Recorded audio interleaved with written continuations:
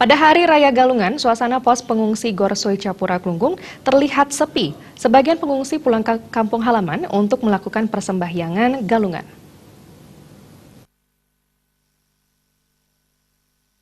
Berbeda pada hari-hari biasa, pada Hari Raya Galungan, suasana pos pengungsi Gunung Agung di Gor Swecapura terlihat lebih lengang dan sepi. Hanya terlihat anak-anak, ibu-ibu, dan orang usia lanjut duduk dan bercengkrama. Menurut Kepala BPBD Kabupaten Klungkung, Putu Widiade, suasana Gor Swecapura memang terlihat lebih sepi.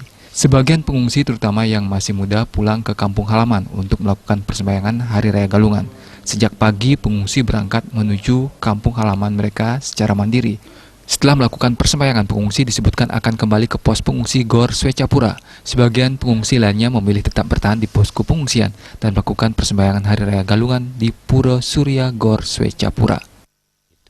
Dan warga kita sekarang hari ini mungkin kita sarankan juga yang di KRB 3, kalau ada yang mau pulang, kami persilakan untuk pulang hanya untuk muspe, tapi jangan bawa anak-anak dan orang tua. Mungkin untuk yang muda-muda saya izinkan, kemarin ada bilang begitu, saya bilang ya silakan, tolong hati-hati jaga diri seperti itu.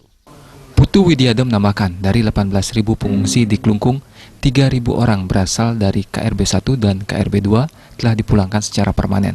Sementara pengungsi yang berasal dari KRB 3 seperti Desa Buanagiri, Besakeh, Jungutan, dan Ban tidak diperkenankan pulang ke kampung halaman. Suparyana dan Saputra Bali.